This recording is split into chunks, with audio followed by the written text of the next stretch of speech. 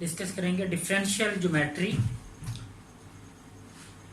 Topic है length of arc.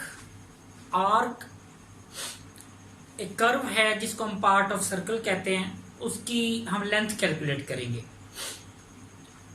ठीक है, सपोज दैट हमारे पास एक कर्व है, ये हमारे पास एक कर्व है, ये कर्व का इनिशियल पॉइंट है, मतलब ये वो पॉइंट है जहां से आपकी कर्व स्टार्ट हो रही है, और ये टी ये वो फाइनल पॉइंट है जहां पे हमारी जहां तक हमने उसकी लेंथ कैलकुलेट करनी है, ये वाला। इतनी लेंथ हमने कैलकुलेट करनी है। कर्व पूरी का मतलब ये नहीं है कि हमने पूरी कर्व की लेंथ कैलकुलेट करनी है, हमने यहां से लेकर यहां तक कर्व हमने डिसाइड कर ली है, इसकी लेंथ हमने कैलकुलेट करनी है। ये P और ये Q, ये दो पॉइंट्स हैं जो कर्व के ऊपर लाई करते हैं। P का O से पोजीशन वेक्टर है O, पोजीशन वेक्टर है R वेक्टर, P का O से। इसी तरह ये जब आगे पॉइंट जो Q है वो थोड़ा सा आगे होगा कर्व के, चेंज है तो वो फिर होगा R of S plus delta S। मतलब एक तो इतनी कर्व और इससे कुछ आगे आपका Q पॉइंट लाई करता है, और इसका position vector R vector plus delta R vector. फिर आप जो P से Q को ज्वाइन कर दें, ये इन दोनों वेक्टर का डिफरेंस है, आप इसको डेल्टा R से डिनोट कर लें। उसके बाद ये जो लेंथ ऑफ आर्क में चेंज है ये वाली, उसको आप डेल्टा S कह दें। ये A कोऑर्डिनेट है इनिशियल पॉइंट का, T कोऑर्डिनेट है फाइनल पॉइंट का, जहां तक हमने जो है ना लेंथ ऑफ आर्क कैलकुलेट करनी है। यानी A be the coordinate of A, यानी A इसका कोऑर्डिनेट है, and T be the final point of R which we are to be find. यानी T वहां वो आखिरी पॉइंट है जहां तक हम लेंथ ऑफ आर्क मालूम करना जा रहे हैं। यानी लिमिट है ना, यहां से लेकर यहां तक हम कैलकुलेट करने जा रहे हैं। हम ये बताने की कोशिश कर रहे हैं उसका इनिशियल पॉइंट और उसका फाइनल पॉइंट। फिर ये जो सारी बातें मैंने की हैं, P Q delta R delta vector जो मैंने मैथमेटिकली बोली हैं, ये सारी मैंने यहां तक राइट कर दी हैं। आप इसका स्क्रीनशॉट लें, नोट करें, क्योंकि इसको बाद में रेज कर दिया जाएगा। अब we know that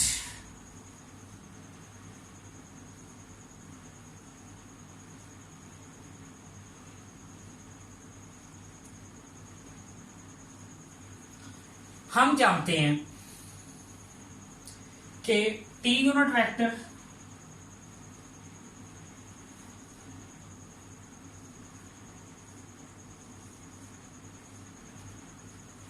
इसके बराबर होता है। T यूनिट वेक्टर हमारा इसके बराबर होता है। ये हमने आप मेरी पिछली वीडियो देख सकते हैं जिसमें हमने ये कैलकुलेट भी किया था। अब हम ये रेज कर देते हैं।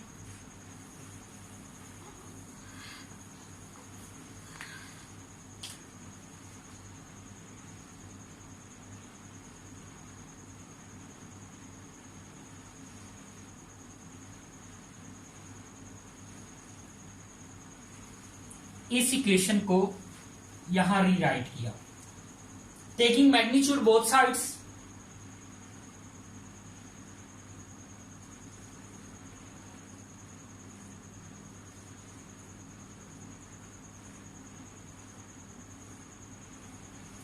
आपको पता है ये T यूनिट वेक्टर है, इसकी मैग्नीट्यूड 1 होती है।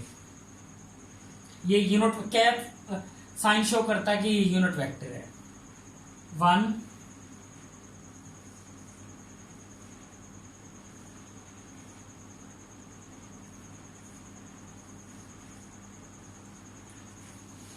इसकी मैग्नीट्यूड अलग, इसकी मैग्नीट्यूड अलग, बट ये प्रॉपर्टी है एब्सोल्यूट वैल्यू की।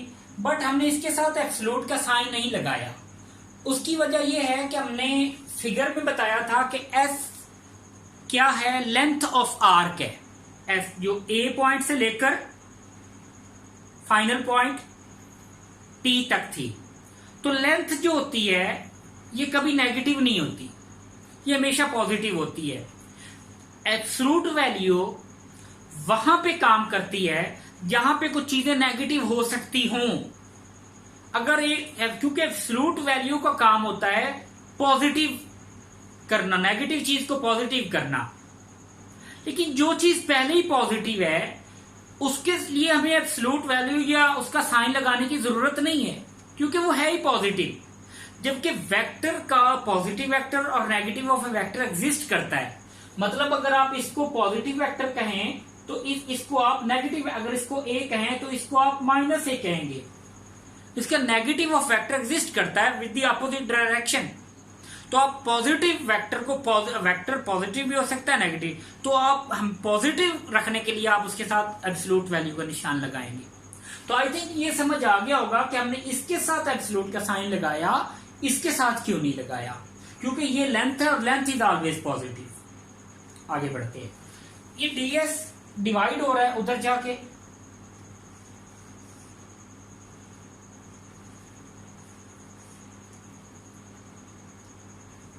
अब जस्ट आप वेक्टर का निशान नहीं लगाएं।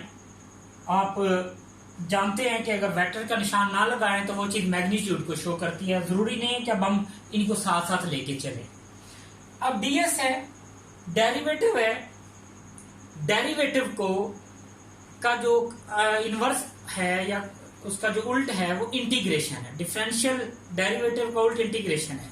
हमें लेंथ ऑफ आर्क मालूम करनी है, लेकिन हमें अभी हमारे पास आया है डीएस, हमें लेंथ ऑफ आर्क मालूम करनी है, जबकि अभी हमारे पास आया है डीएस। तो डीएस जो है इसको हम खत्म करने के लिए हम क्या करेंगे,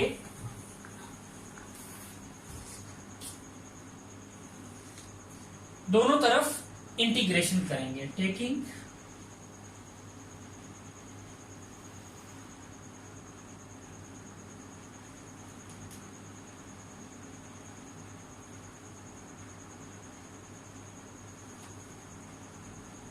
दोनों तरफ इंटीग्रेशन कर लेंगे, बट इंटीग्रेशन होगी डेफिनेट इंटेग्रल की, क्योंकि आपके पास लिमिट मौजूद है initial point two final point. मतलब इनिशियल पॉइंट आप थोड़ा सा रिवर्स करके वीडियो को देख लें, ए था और फाइनल पॉइंट टी था, ए से टी तक। Taking integration A to T, ये ए का इनिशियल पॉइंट था, ए का इनिशियल पॉइंट, और ये फाइनल पॉइंट का कोऑर्डिनेट, ये इनिशियल पॉइंट का कोऑर्डिनेट। तो आपके पास ए से टी डीएस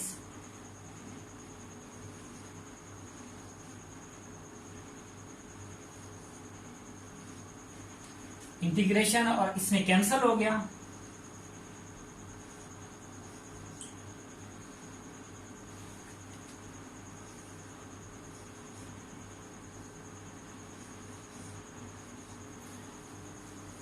दोनों तरफ ले लिया। अब ये कांस्टेंट है, कांस्टेंट के ऊपर लिमिट अप्लाई नहीं होती। अगर अप्लाई हो भी तो सेम होती, क्योंकि वेरिएबल तो आता नहीं है। तो ये ऐसी आ गया। अब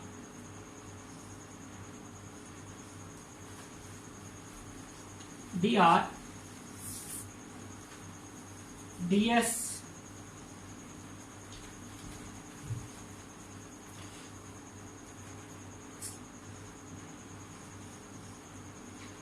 dt से मल्टीपल, dt से डिवाइड, तो ये बन जाएगा s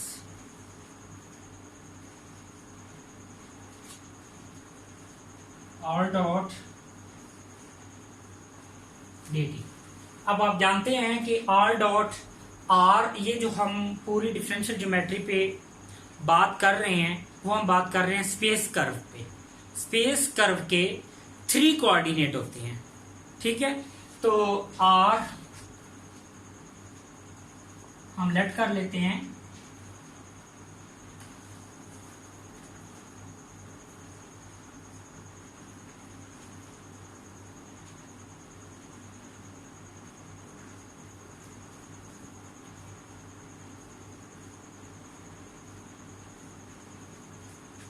ठीक है, अगर हम आर डॉट लें, क्योंकि मैग्नीट्यूड लेनी ना हमें,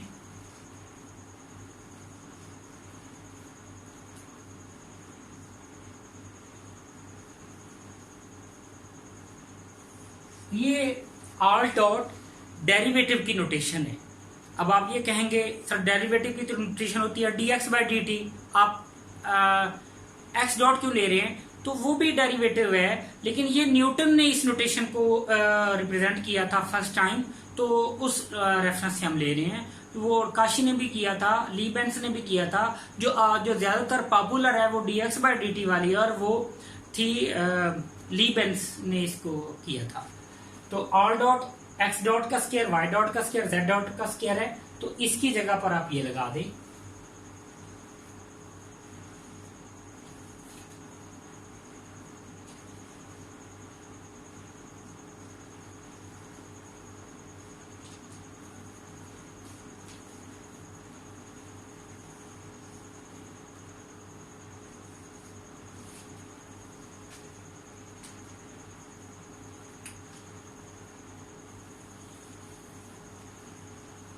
ये वो एक्सप्रेशन है जो हमने फाइंड करना था कि S is the length of arc है, जो हमने फाइंड की इनिशियल पॉइंट A से फाइनल पॉइंट D तक। तो जितने भी हमारे पास कर्व दी हुई होगी, हम एक एक का डेरिवेटिव लेंगे, फिर उनका स्क्वायर लेंगे, फिर उनको ऐड करेंगे और अंडर रूट लेंगे, फिर जो चीज़ हमारे पास आएगी उसका हम इंटीग्रेशन ले लेंगे विद डेफिनेट इंटीग्रल A से T।